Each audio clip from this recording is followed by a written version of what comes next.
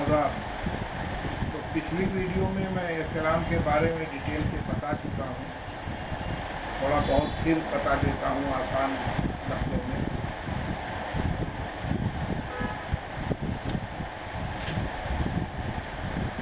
कि एहतलाम दो तरह का होता है हमारी ज़ुबान में, एक तबई एहतलाम और एक गैर तबई एहतलाम।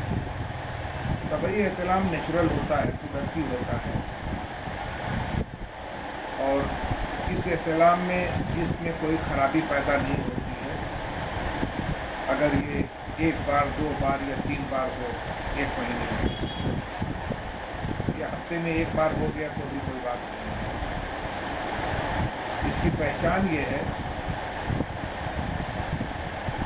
कि ये एहतलाम या स्वप्नदोष या नॉकटर्नल एमिशंस या नाइट फॉल, जो भी आप नाम दें, ये हमेशा गहरी नींद में होता है। और जब इंसान सुबह में जागता है तो उसको पूरा ख्वाब याद रहता है।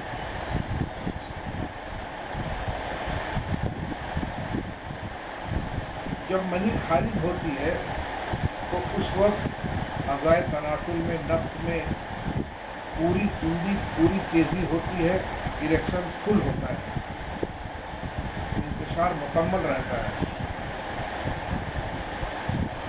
और ये इरेक्शन जो पैदा होता है, ये जो वज़ू में इंतशार पैदा होता है, ये ख्वाब देखने के बाद पैदा होता है।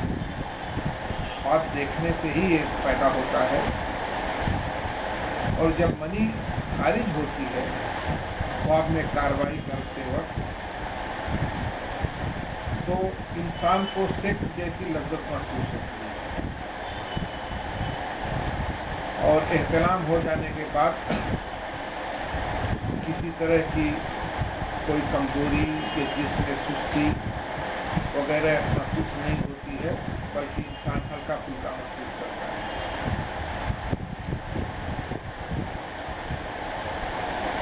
एक होता है, अब दूसरा होता है गैर तबई एहतलाम। ये गैर कुदरती एहतलाम है जो कि ज़कावत हिस्स, मास्टरबेशन वगैरह की वजह से पैदा हो जाता है।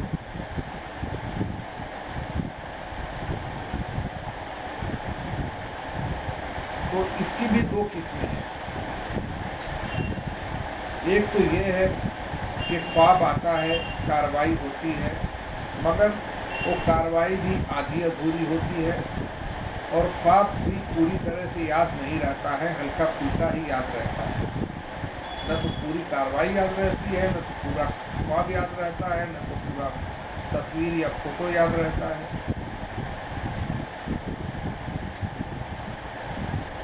इसमें इरेक्शन होता है, मगर मुकम्मल इरेक्शन नहीं होता है, आधा अधूरा इरेक्शन होता है।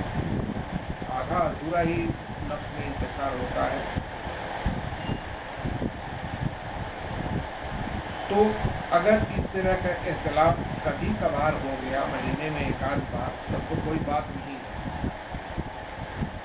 वरना ये फिर ख़तरे की अलामत है। क्योंकि फिर अगर वक्त रहते इलाज नहीं किया गया तो मनी पतली होती चली जाएगी, ज़कावत ही बढ़ती चली जाएगी, और ये एहतलाम फिर कसरत से होने लगेगा और ये फिर गिरियान में यानी खाद गिरने में कन्वर्ट हो जाएगा। तो इस तरह के एहतलाम को भी हम लोग गिरियान की ही कैटेगरी में रखते हैं। दूसरी कैटेगरी एहतलाम की वो है कि इसमें न तो कोई ख्वाब आता है, न तो सेक्स पैदा होता है, न तो किसी तरह का इरेक्शन पैदा होता है। नोज़ एकदम ठंडा, मतलब नफ्स एकदम ठंडा रहता है, सर्द रहता है, इसमें कोई हरकत नहीं होती है। और मनी खारिज हो जाती है, सुबह उठने पता चलता है कि अरे एहतलाम हो गया है, कपड़ा गीला हो गया है। इस एहतलाम की दो सबब होती है, या तो जिस्म के अंदर हरारत की ज़्यादती हो जाए, और या फिर जिस्म में रतूबात की ज़्यादती हो जाए। तो सर्द रतुबात की जाति हो गई तो भी होगा, और गर्म रतुबात की जाति हो गई तो भी।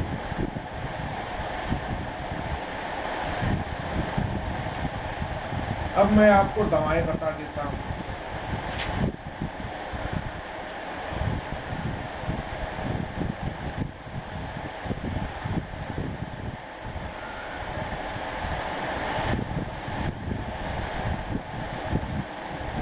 अगर एहतलाम के साथ साथ खून पतला हो गया है, जिस्म लागर कमज़ोर हो गया है, चेहरे पर पीलापन है, दिमाग कमज़ोर हो गया है, दिमागी कमज़ोरी महसूस हो रही है, जिस्म में बहुत ज़्यादा सुस्ती है, तबीयत उदास रहती है, काम काज का बिल्कुल दिल नहीं करता है, तो इस दवा के साथ मनी की भी पैदावार होती है और मनी गलीज हो जाती है, यानी मनी को भी ये गाढ़ा कर देती है, एहतलाम को रोक देती है। इसके लिए आपको लेना है पुश्ता फौलाद यानी लव भस्म, आला किस्म का यानी हाई क्वालिटी का 10 ग्राम। पुश्ता अबरक स्याह यानी अबरक भस्म आपको लेना है 10 ग्राम। गोखरू लेना है आपको 40 ग्राम, सतावर लेना है 40 ग्राम, और असगंध यानी अश्वगंधा आपको लेना है 40 ग्राम। सबको एक साथ अच्छी तरह से मिक्स कर लो। आप मिक्स करके एक डब्बे में रख लो। इसकी खुराक बहुत ही कम है, सिर्फ 1 ग्राम। दिन में 2 बार लेना है, सुबह शाम दूध के साथ।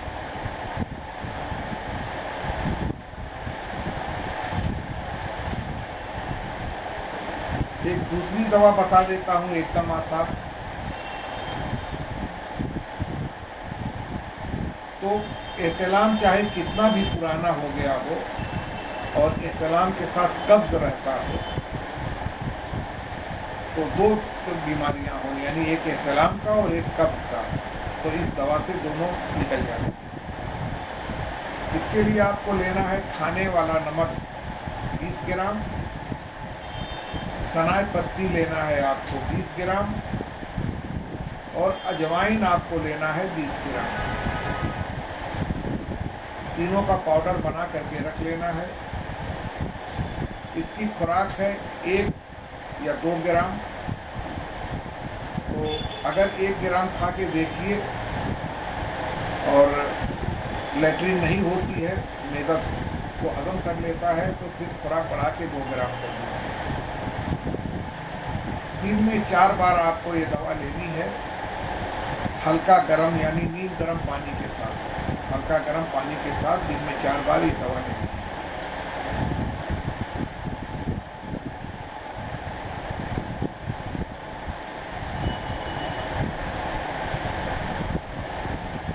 और तो दवाएं हैं, आप बना नहीं पाएंगे, आप लोग, आम आदमी के बस की बात नहीं है। एक दवा और बता देता हूँ। इस दवा से सख्त एहतलाम भी 2 दिन, ज़्यादा से ज़्यादा 3 दिन में खत्म हो जाता है। इसके लिए लेना है आपको ताल मखाना, बीज बंद, गोखरू, इंद्रजौ, माजू और माई। ये सब आपको आयुर्वेद के हर स्टोर पे मिल जाएगी। आसान आम मिलने वाली चीज़ें हैं, सस्ती चीज़ें हैं, हर जगह मिल जाएगी। तो ये सब ले लो आप 10-10 ग्राम, और इसमें आप दवाओं के हम वजन मिश्री मिला लो। मिला करके आप किसी डब्बे में कर करके रख लो। तो एक बराबर लेना है, चाहे आप 20-20 ग्राम ले लो या 10-10 ग्राम ले लो, आपकी मर्जी है। इसकी खुराक है 6 ग्राम, 5 से 6 ग्राम दूध के साथ। अगर दूध न मिले तो पानी के साथ। इस दवा को आप रात को सोते वक्त भी ले सकते हैं। यानी दिन में 3 बार ले सकते हो। तो रात में सोते वक्त भी चाहे तो आप इसको पानी के साथ ले लो या दूध के साथ ले लो। बेहतर यही रहेगा कि पानी के साथ लो, ठंडे पानी के साथ, ज़्यादा ठंडा भी नहीं रहे, नॉर्मल रहे। तो पानी के साथ में आप रात को सोते टाइम भी एक 5 ग्राम की खुराक ले सकते हो। 2-3 दिन में इंशाल्लाह कर देंगे।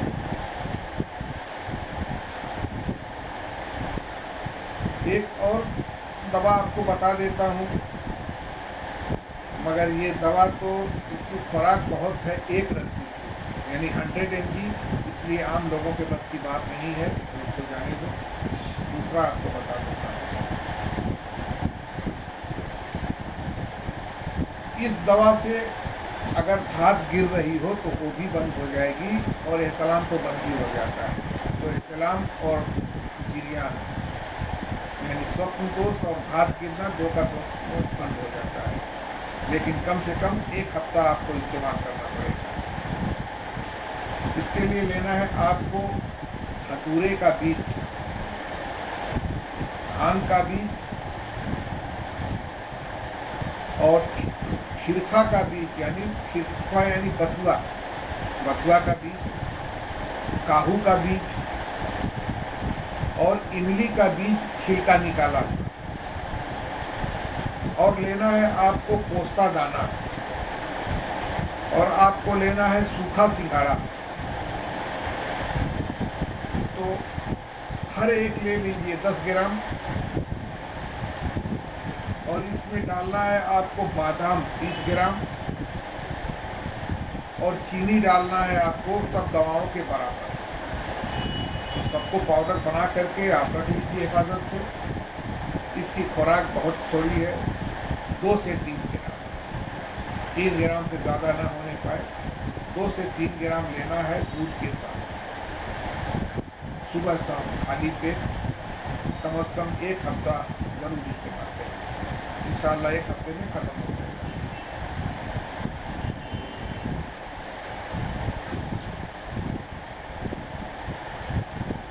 एक दवा और आपको बता रहा हूँ, लेकिन चूंकि ये दवा बहुत ही ठंडी दवा है, तो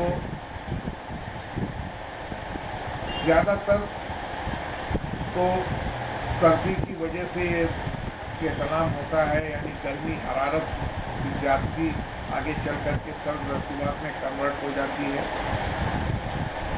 इस दवा को आप ज़्यादा से ज़्यादा 4 दिन इस्तेमाल करो। अगर मर्ज नहीं जाता है तो 1 हफ्ता इस्तेमाल करो, लेकिन इंशाअल्लाह 4 दिन में चला जाता है। तो जब आप देखो कि बीमारी दूर हो गई है, कंट्रोल में आ गई है, तो दवा को बंद कर दो। ये दवा ज़्यादा दिन खाने के लिए नहीं है। इसमें लेना है आपको बबूल का गोंद और गोंद कतीरा, मोचरस, ताल मखाना, सुपारी का फूल और बंसलोचन असली, सूखी धनिया और समुंदर सौंफ, सब एक बराबर। चाहे आप 20-20 ग्राम सब ले लो या 50-50 ग्राम सब ले लो। सस्ती दवाएं हैं, आसानी से मिलने वाली दवाएं हैं। तो सब बराबर वज़न ले करके पाउडर बना करके अच्छी तरह मिक्स करके आप रख लो। इसकी खुराक है 10 ग्राम। 10 ग्राम सुबह में बासी मुंह यानी ब्रश करने के बाद, और 10 ग्राम शाम को खाली पेट। ये दवा लेनी है दूध के साथ, 1 गिलास दूध के साथ, और उस दूध के अंदर कम से कम 25-30 ग्राम चीनी मिला लो या मिश्री मिला लो। अगर मिश्री या चीनी न मिले तो आप गुड़ भी मिला सकते हैं, लेकिन कम से कम तो 30-40 ग्राम आप मिला दें।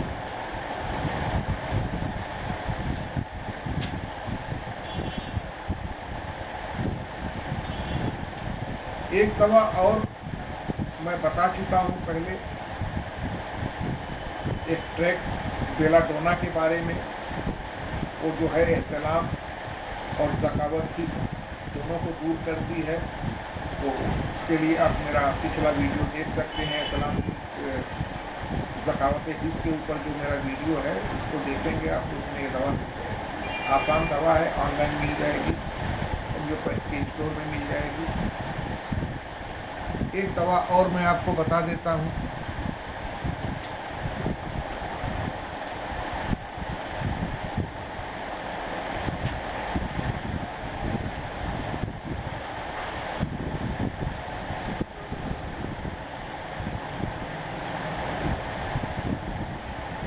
तो ये एहतलाम अगर किसी दवा से न रुक रहा हो तो फिर इस दवा को इस्तेमाल करें। इसके लिए लेना है आपको गंधक आंवला सार, यानी गंधक शुद्ध किया हुआ या मुरब्बित किया हुआ, आसानी से मिलता है, हर जगह मिलता है, आम मिलने वाली चीज़ है। और आपको लेना है रीठा का छिलका, दोनों आप ले लो 25-25 ग्राम या 50-50 ग्राम। इन दोनों का बहुत अच्छी तरह से आप पाउडर बनाओ। पाउडर बना करके आप कपड़े से चाल लो, मलमल का बारीक कपड़ा हो उससे चाल लो। और इस पाउडर में थोड़ा बबूल का गोंद मिला के आप गोली भी बना सकते हो, नहीं गोली बनाओ तो बस ऐसे भी चलेगा। इसकी खुराक है 1 ग्राम से लेकर के 2 ग्राम तक। तो 2 ग्राम आपको ये दवा लेना है, दिन में 4 बार पानी के साथ। 1 ग्राम से लेकर के 2 ग्राम। अगर मरीज़ कमज़ोर है तो 1 ही ग्राम खिलाइए, मरीज़ के जिसमें ताकत है तो फिर 2 ग्राम, दिन में 4 बार पानी के साथ।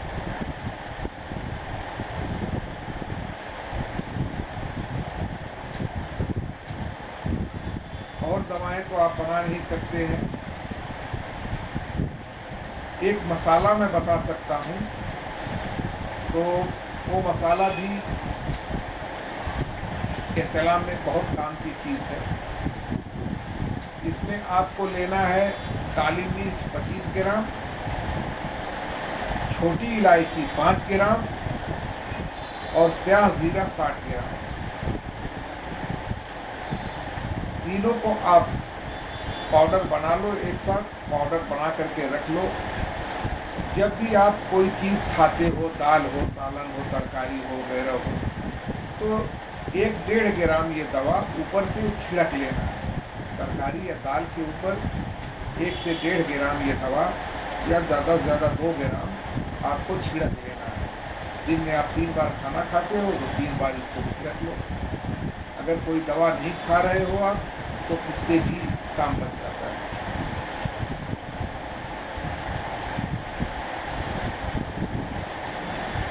एक दवा और है कि अगर आपने अभी तक कोई एहतलाम की दवा नहीं खाई है और एहतलाम रोज़ नहीं हो रहा है, हफ्ते में 2 बार हो रहा है, 3 बार हो रहा है, रोज़ नहीं हो रहा है, जागते सोते नहीं हो रहा है, क्योंकि एहतलाम जब अपनी लिमिट को क्रॉस करता है तो फिर ये नहीं देखता है कि आप सोए हो या जागे हो। दिन में लेटे हो तो भी हो जाएगा, रात में लेटे हो तो भी हो जाएगा, और अक्सर कच्ची नींद में होता है। गैर तभी एहतलाम गहरी नींद में नहीं होता है, ये आधी अधूरी नींद में ही होता है। इसके लिए लेना है आपको मूली का बीज 20 ग्राम, रेवन खताई जिसका दूसरा नाम है रेवन चीनी, वो लेना है 40 ग्राम। अब ज़रूरत आपको लेना है 20 ग्राम। तीनों को पाउडर बना लेना है और इसकी खुराक है बस 1 ग्राम, दिन में 4 बार ताज़ा पानी के साथ। तो आसान दवा है, दूध का भी चक्कर नहीं, पानी के साथ दिन में 4 बार लेना है और इससे भी काम बन जाता है। तो ये तो एहतलाम का चैप्टर हो गया। अगर बड़ी दवाएं आप बना सकते हैं या फिर एहतलाम किस टाइप का है वो अगर आप हमको बताएंगे तो एहतलाम की मेरे पास सैकड़ों दवाएं हैं, सैकड़ों फार्मूले हैं, सब काम करती हैं। देखना ये पड़ता है कि एहतलाम किस टाइप का है। अब अगर सर्दी की वजह से है और दवाएं भी सर्द ही दे दी जाएँ तो कैसे काम बनेगा। अगर सफ़रा की ज़्यादती है, हरारत की ज़्यादती की वजह से एहतलाम हो रहा है, तो गर्म दवाएं दे दिया, कैसे काम बनेगा। तो देखना पड़ता है, सारी चीज़ों को देखना समझना पड़ता है। और अभी जो मैंने बताया है आम एहतलाम की है, किसी भी तरह के एहतलाम में आप इस्तेमाल करिए, इसका कोई साइड इफ़ेक्ट नहीं है, कोई नुकसान नहीं है। तो अगला वीडियो मैं बनाऊंगा गिरियान के ऊपर, यानी धात गिरने के ऊपर। तो फिर उसकी गिरियान के साथ साथ एहतलाम की भी 2-4 और दवाएँ बता दूँगा।